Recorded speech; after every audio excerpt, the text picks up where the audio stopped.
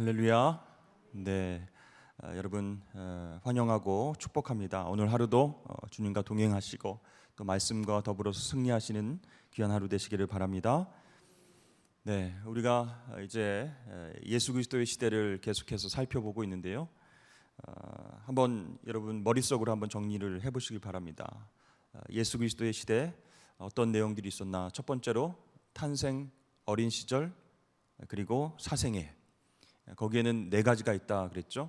예수님 탄생하면 생각나야 되는 것이 동정녀 탄생이다 그랬습니다. 성육신 사건이 얼마나 신비로운가. 그래서 다윗의 자손으로 오셔야만 했고 또 죄 없는 하나님으로 동시에 오셔야 하는 그 딜레마를 풀기 위해서 하나님께서 유대 결혼 풍습을 사용하셨다. 그리고 두 번째는 족보라고 말씀드렸습니다. 사복음서에는 마태복음과 누가복음 두 가지의 족보가 나오는데 다윗의 왕으로 오신 예수 그리스도 메시아를 나타내는 요셉 중심의 하향식 족보가 있고 또 인류를 구원하기 위해서 오신 메시아를 나타내기 위해서 마리아 중심의 상향식 족보가 있다 그랬습니다. 이 둘은 상충하지 않고 서로 보완하여서 이 땅의 메시아가 유대인의 왕으로 오셨을 뿐만 아니라 인류의 왕으로 오셨다라는 것을 보여주고 있죠. 또 세 번째는 이제 탄생 시 일어났던 일들, 동방박사, 또 목자들이 아기 예수를 경배하는 일들이 일어났고 헤롯 왕이 또 동방박사의 얘기를 듣고 남자 아기들을 다 죽이라는 명령을 내리게 되는 것이죠. 그렇게 어수선한 가운데에 제일 낮고 낮은 곳에 마국간에서 구유에서 태어나신 예수님. 그 네 번째는 무엇입니까? 첫 유월절을 지키시다라는 것이죠. 소년 예수님이 성인이 되기 1년 전에 12살 때 부모님과 함께 예루살렘으로 내려왔습니다.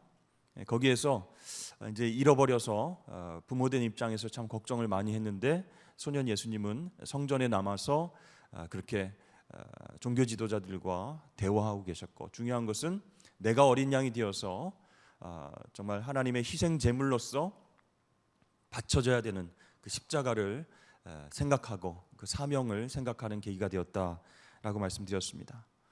그리고 이제 예수 그리스도의 시대 두 번째는 뭐죠? 지난 어제죠. 어제 우리가 배웠던 공생애입니다. 사생애가 아니고 공생애. 공생애도 네 가지 얘기가 있다 그랬습니다. 첫 번째는 뭐죠? 처음 공생애를 시작하시기 직전에 세례를 받으셨다. 두 번째는 바로 세례를 받고 공생애 사역을 시작하신 것이 아니고 광야로 나가셔서 40일 금식 기도를 하셨다 그랬습니다. 그리고 세 번째는 초기 사역, 공생애 초기 사역이 있고 네 번째는 공생애 후기 사역이 있다 그랬습니다. 자, 죄가 없으신 예수님이 왜 세례 요한에게 세례를 받으셨습니까? 요한에게 바통 터치를 받은 것이다 그랬습니다. 율법과 선지자의 그 약속을 이루시기 위해서 예수님께서 겸손하게 사람에게 그렇게 세례를 받으셨죠. 그 다음에는 금식 기도로 나아가셨습니다. 성령의 이끌림에 의해서 40일 동안 먹지 않고 기도하시면서 사탄의 시험을 받으셨어요. 그래서 제가 첫 사람 아담과 둘째 사람 예수 그리스도를 비교해서 말씀을 드렸죠.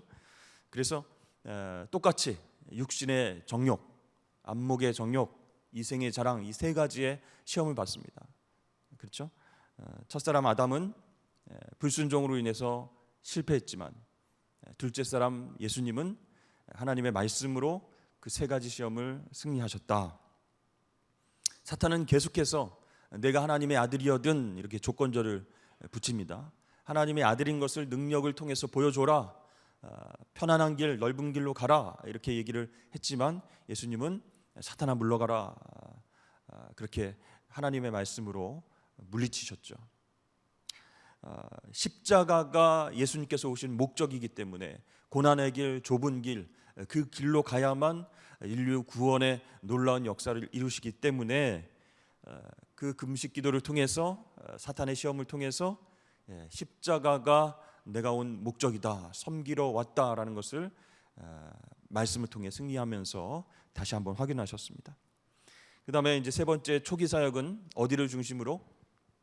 네, 갈릴리 지역을 중심으로, 갈릴리 호수 옆에 있는 갈릴리 지역을 중심으로 초기 사역을 하셨는데, 예수님의 공생의 사역을 한마디로 얘기하면 뭐라고요?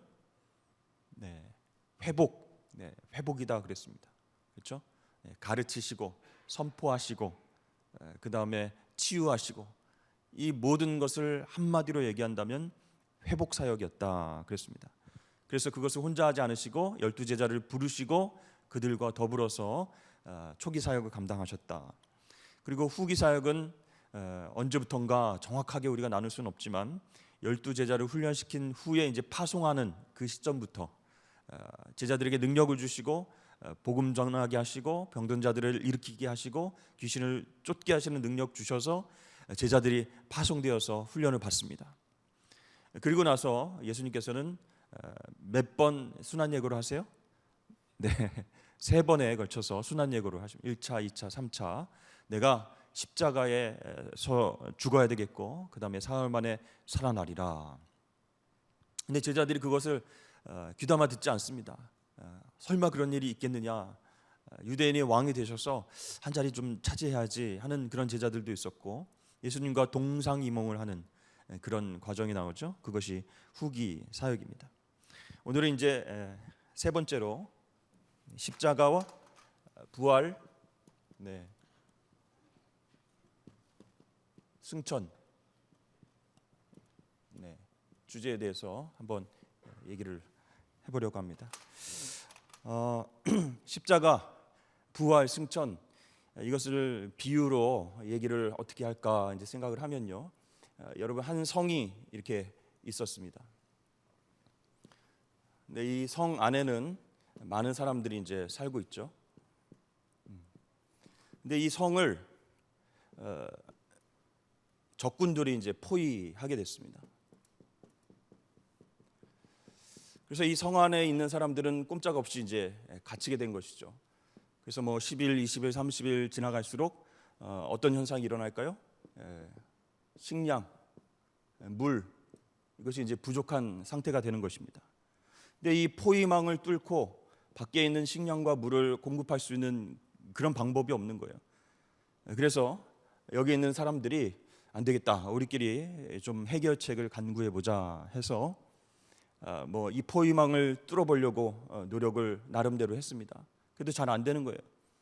그래서 나름대로 세미나도 하고 그 다음에 어떤 종교 의식도 행하고 또 회의를 통해서 우리가 좀 살 길을 찾아보자 했는데, 자신들의 힘으로는 이 성 안에서 빠져나오는 일들이 힘들게 되었습니다. 그래서 하나 되어서 합력해서 모든 것들을 잘 해결할 줄 알았는데 안 되는 거예요. 그들의 지식과 지혜와 경험을 다 동원하는데도 안 되는 거예요. 그래서 서로 시기하고 싸우고, 네, 이런 안 좋은 일들만 이 안에서 벌어지는 것입니다.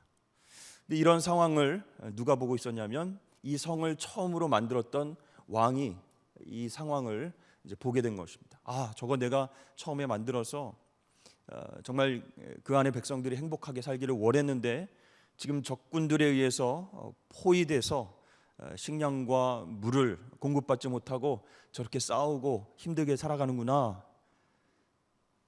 그래서 이 왕이 보다 못해서 너무 힘들어하는 이 백성들을 위해서 직접 이 성 안으로 들어가게 됐습니다. 그래서 이 백성들을 구하기 위해서 내가 이 포위망을 뚫어 보겠다 해서 이제 왕이 직접 이 포위망을 뚫는 것이죠. 처음에는 이제 이 사람들에게 와가지고 여러분들 밖에 나가면은 정말로 풍성한 음식과 물과 또 자유로운 생활이 기다리고 있습니다.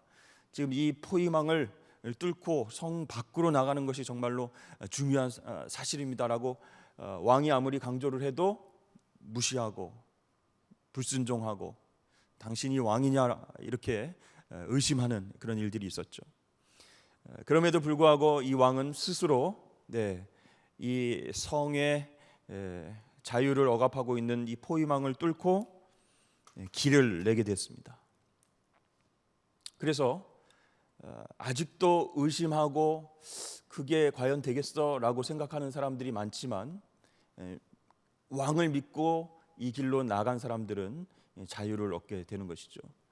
여러분, 이게 바로 십자가와 부활 그 스토리라고 할 수가 있습니다. 여러분, 성 안에 있는 사람들은 누구라고 할 수 있어요?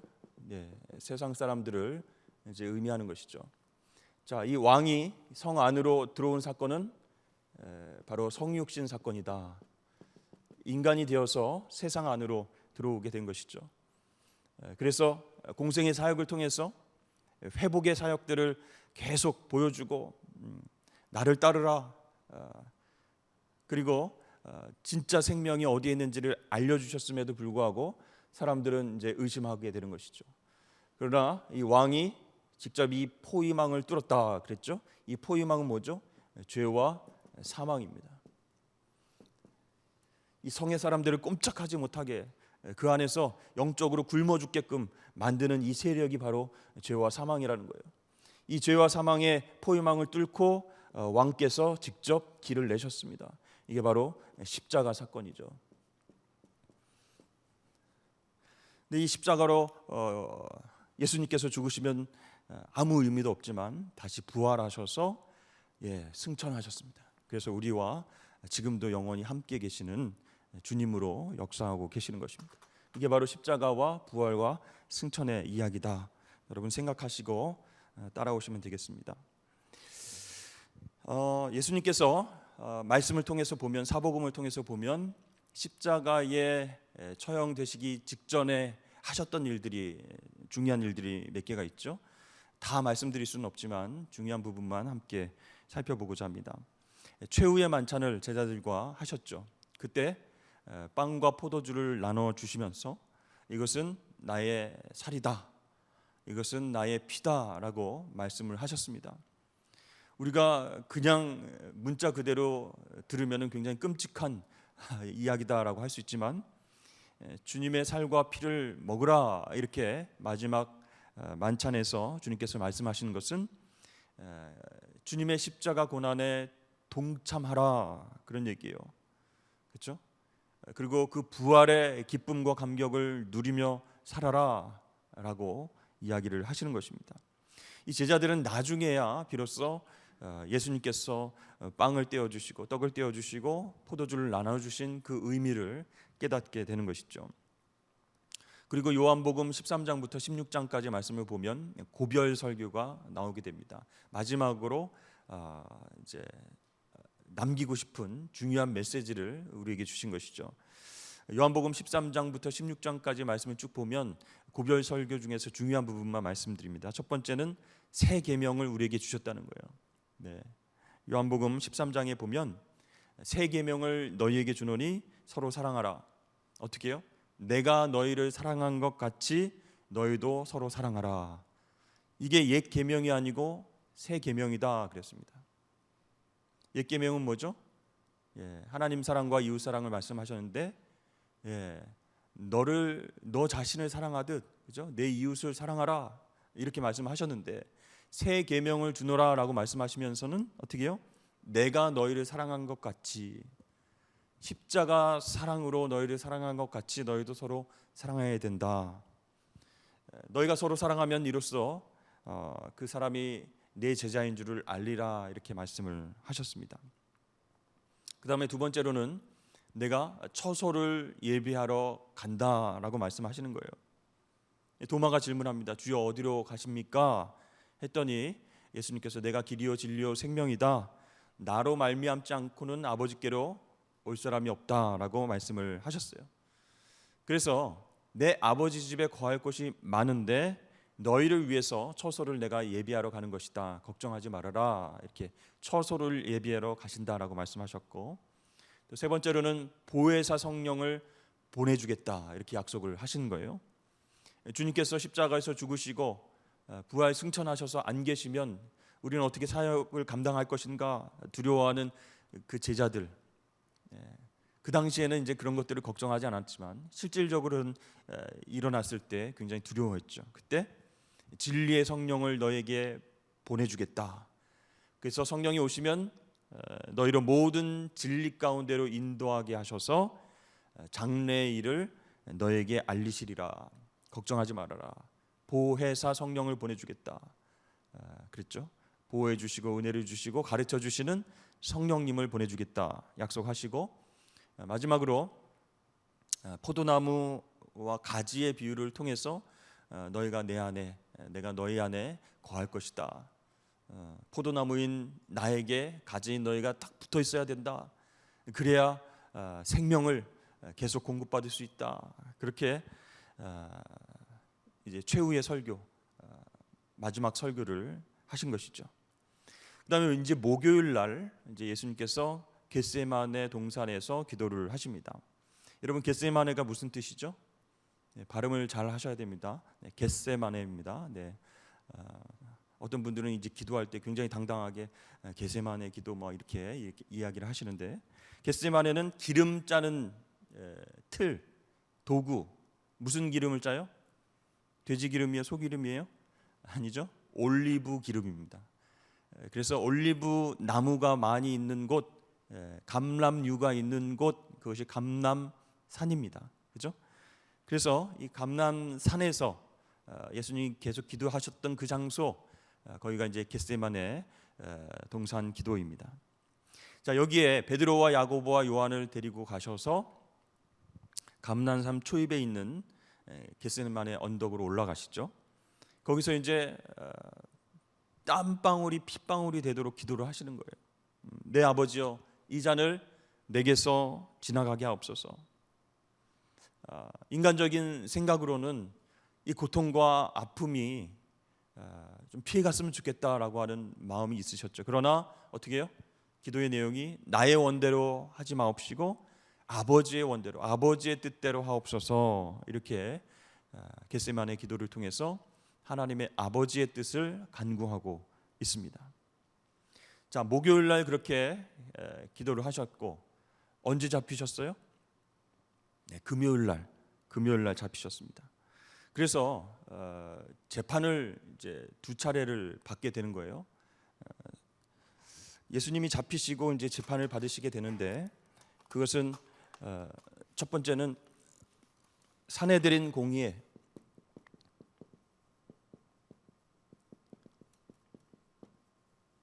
네, 재판을 받으셨습니다.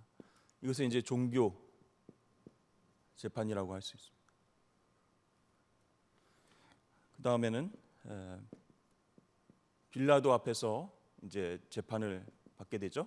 이것은 이제 정치 재판을 받는 것입니다. 이 두 가지의 재판을 예수님께서 금요일 날 새벽에 붙잡히셔서 그렇게 두 번의 재판이 빨리빨리 이루어지게 됩니다. 첫 번째 산헤드린 공의의 종교 재판은요, 피고인을 신문하는 사람이 이제 종교 지도자들이에요. 그래서 예수님을 딱 앞에 붙잡아 놓고 질문을 딱 하나로 끝납니다. 네가 하나님의 아들이냐? 그렇게 질문을 하나 했어요. 그때 예수님께서 너희 말과 같이 내가 그니라, 인정한 거예요. 내가 하나님의 아들이다. 그래도 이제 끝난 거예요. 네. 그 종교 재판에서 이거는 뭐 다른 거 물어볼 필요도 없이 신성 모독죄다, 성전 모독죄다. 그래서 유죄 판결 땅땅땅 이렇게 나왔습니다. 감히 하나님의 아들이라고 네가 얘기할 수 있느냐? 네. 성전에 와가지고 다 뒤집어 엎고 그렇게 난동을 피웠느냐?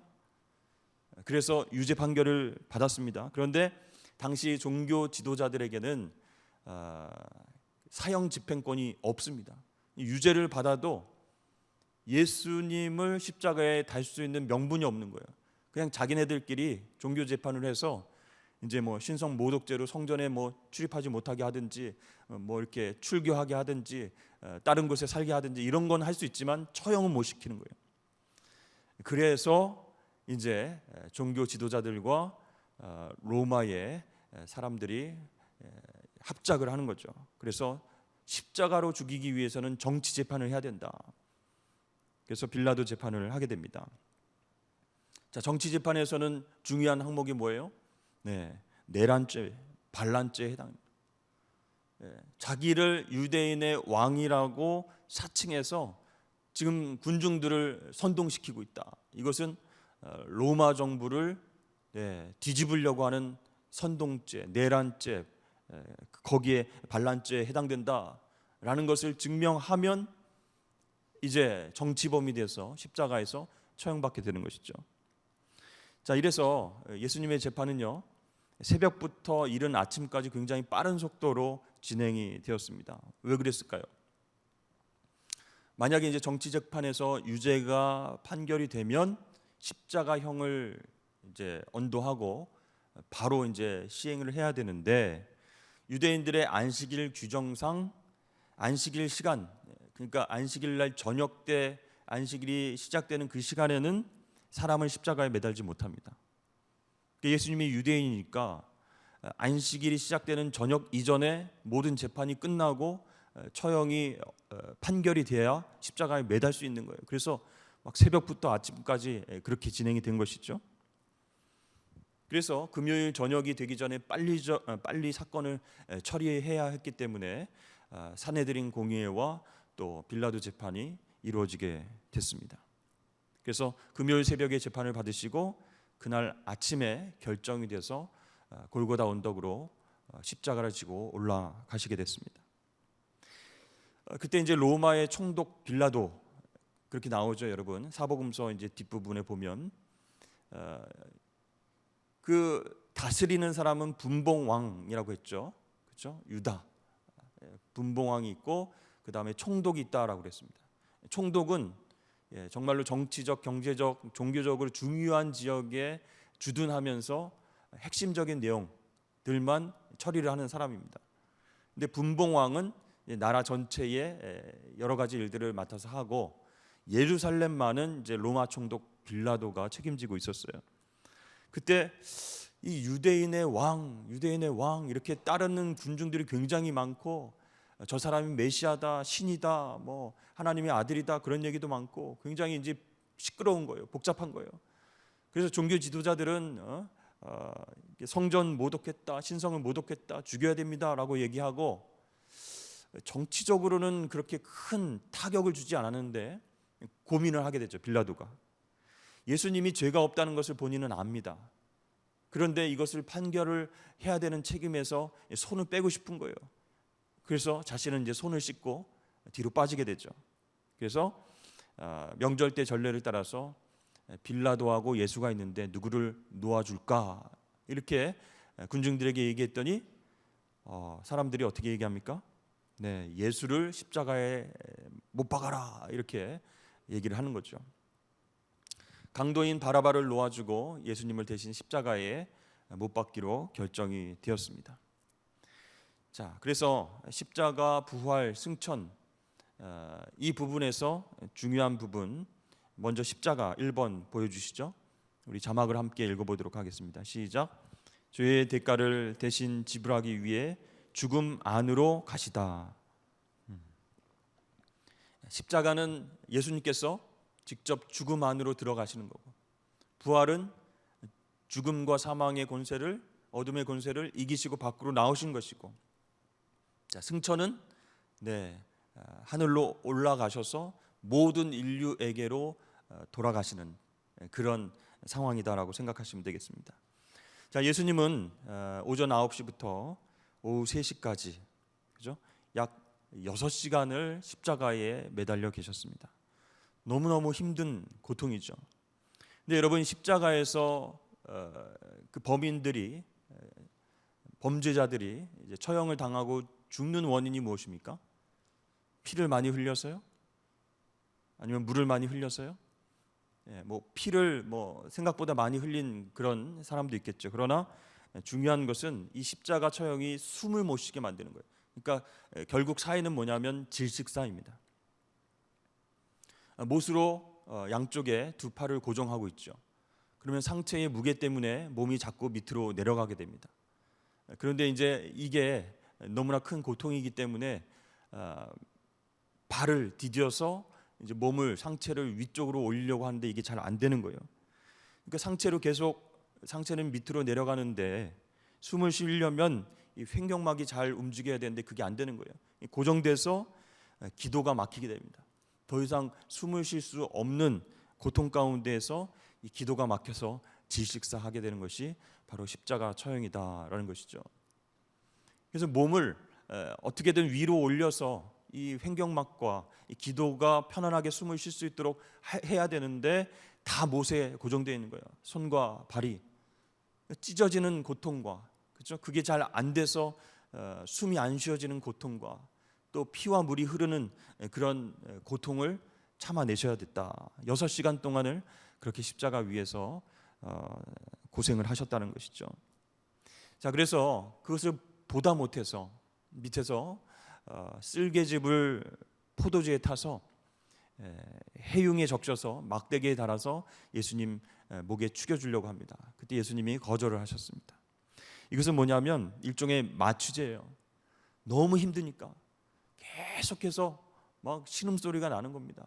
숨도 못 쉬겠고, 계속 상체는 밑으로 내려가고 피와 물은 계속 흐르고, 뭐 머리에서 가시관으로 인해서 막 피가 뚝뚝 떨어지고 아픔 보이지 않고, 그런 처절한 상황 속에서 마취제라도 한번 줄까 해서 올렸지만 예수님이 거절하셨습니다.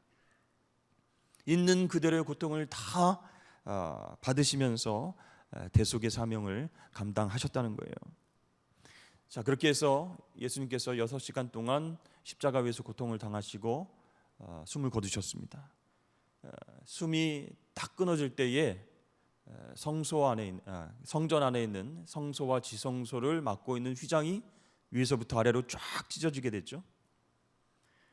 여러분, 성소와 지성소 사이에 가로막힌 휘장은요, 어마어마하게 크고 두꺼운 천으로 되어 있습니다. 이것을 어떻게 사람의 힘으로 찢기가 어려운 거예요. 위에서부터 아래로 쫙 찢어졌어요. 그래서 뭐예요? 예수님의 죽으심으로 대속의 놀라운 역사로 말미암아 하나님께로 나아가는 길이 비로소 열렸다라는 것을 보여주신 사건입니다. 여러분, 십자가 위의 죽음은요, 완전한 죽음이다라고 말할 수 있어요. 이게 무슨 뜻인가? 예수님은 이 십자가 죽음을 통해서 3가지의 죽음, 완전한 죽음을 경험하셨어요. 첫 번째는 육체의 죽음입니다. 기도를 막아서 질식사하게 되었는데 정말 그 견디기 힘든 그 고통을 십자가 위에서 다 감내하셨죠.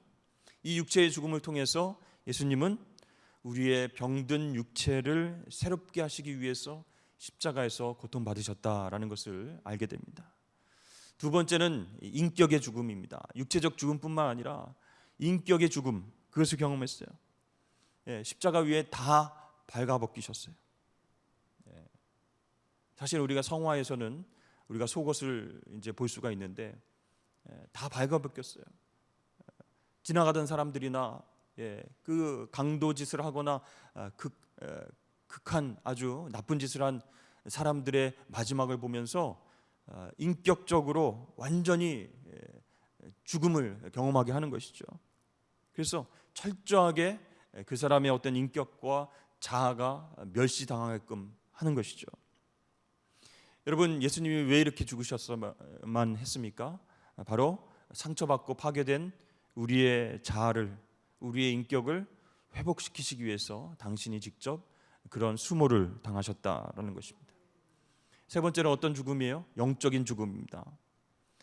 사실 너무나 외롭고 힘든 십자가 고통 가운데서 하나님께서, 아버지께서 침묵하시는 것을 경험하게 됩니다.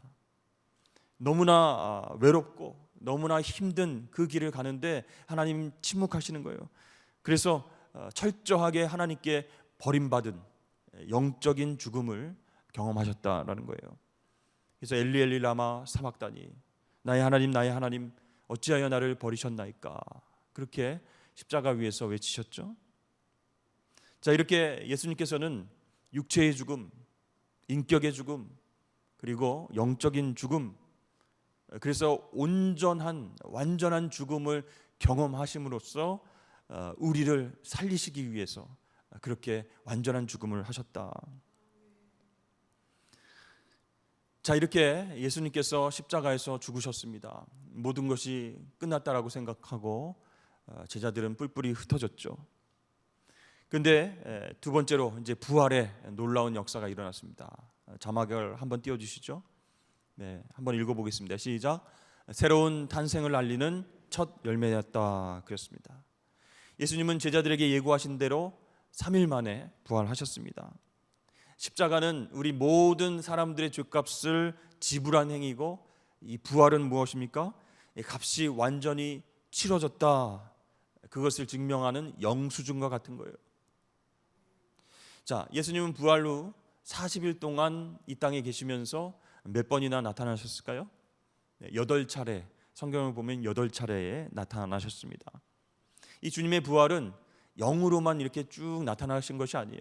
귀신처럼 막 이렇게 왔다 갔다 우리가 영화에서 보는 그런 부활이 아니었고, 영과 혼과 육이 완전하게 부활한 상태로 사람들에게 나타나셨다라는 것이에요.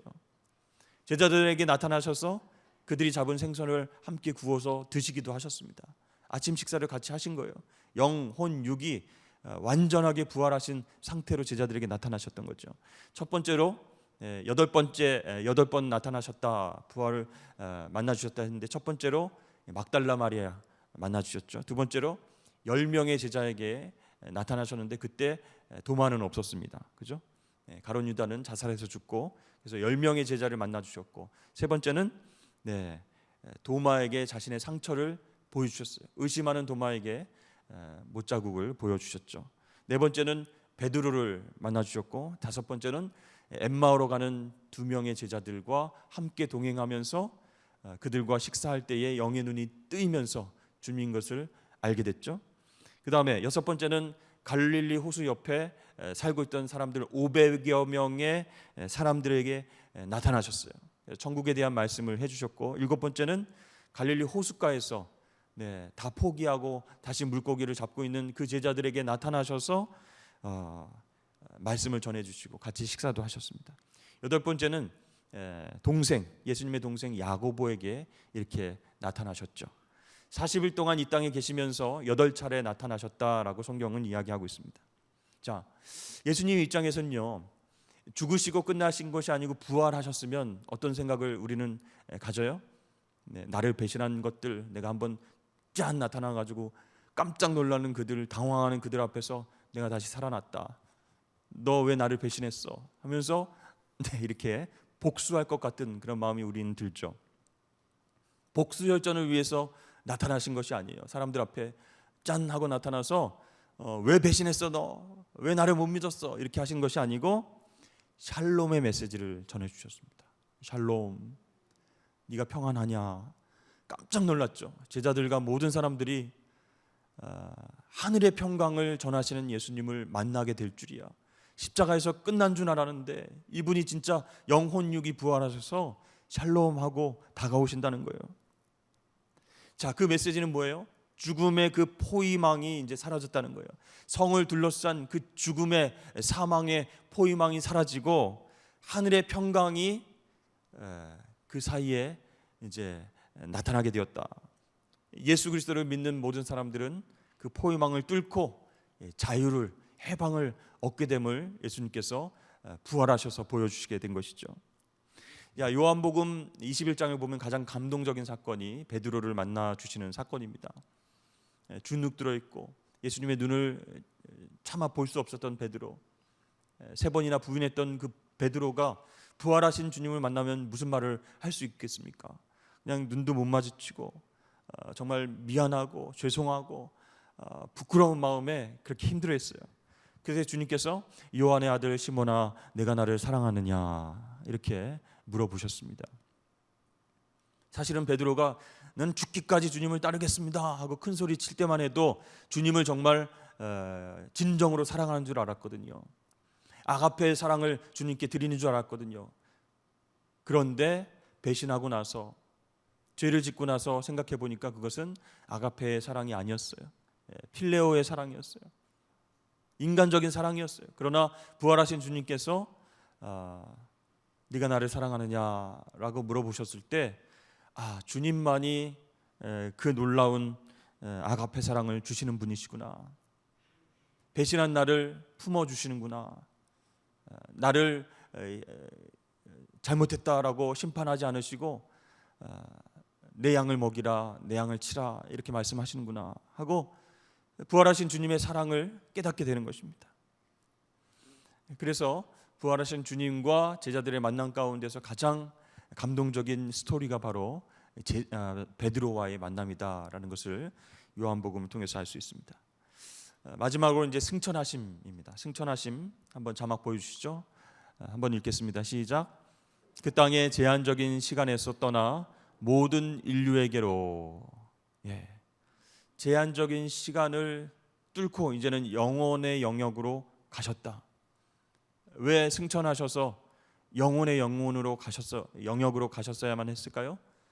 모든 사람을 다스리시고 모든 인류와 함께 하시기 위해서 시간적 제한을 뛰어넘어서 다시 하늘 보좌 우편에 앉으신 것이죠. 예수님께서는 사도행전 1장을 보면 제자들에게 말씀하셨습니다. 예루살렘을 떠나지 말고 모여서 기도하라. 약속하신 성령님을 너희에게 보내주겠다. 이렇게 말씀을 하시고 승천을 하게 되십니다. 자, 여러분, 예수님이 승천하지 않고 부활하신 채 막 로마의 병사들에게도 나타나고 빌라도에게도 나타나고 그들을 예수님을 의심했던 사람들에게도 나타나셔서 내가 진짜 메시아다, 왕이다, 부활했다 하고 막 천군 천사가 같이 찬양을 하고 이러면 얼마나 좋았을까. 근데 예수님이 승천하신 거예요. 하늘 위로 올라가신 거예요. 그러니까 그 땅에 살고 있는 사람들은 제자들은 조금 섭섭했을 수도 있어요. 이별 이야기 같은 거예요. 너무나 슬프고 안타까운 이별 이야기인 것 같지만 여러분, 지금 여기에 살고 있는 우리에게는 바로 만남의 이야기가 되는 줄로 믿습니다. 주님이 승천하셨기 때문에 오늘날 이 시대를 살아가는 우리도 예수 그리스도를 인격적으로 만날 수 있는 거예요. 온 인류의 사람들이 부활하신 예수님을 만날 수 있게 된 것이 바로 승천 사건이다. 그렇죠? 그래서 예수님은요, 성령님을 통해서 우리가 남은 사역들, 예수님께서 하신 그 회복 사역들을 교회가 감당하기를 원하신다라고 말씀을 하신 것이죠. 그래서 이제 내일부터 이제 성령 시대 첫 번째 교회 시대가 시작됩니다. 초대교회를 통해서 예수님의 복음 사역이, 회복 사역이 어떻게 진행되어 가는가, 그것을 우리가 내일부터 배우게 될 것입니다. 여러분, 시간의 영역에서 예수님이 승천하셔서 영혼의 영역으로 가셨습니다. 그것은 우리와의 이별을 뜻하는 것이 아니고 온 인류를 만나시기 위한 놀라운 하나님의 은혜와 사랑의 계획입니다. 지금도 우리와 함께 하시는 그 주님을 우리가 인격적으로 만나고 왜 십자가에서 죽으셨는가? 왜 부활하셨는가? 나는 어떤 예수님을 믿고 있는가? 다시 한번 생각하시면서 주님과 동행하시는 저와 여러분 되시길 주의 이름 축복합니다.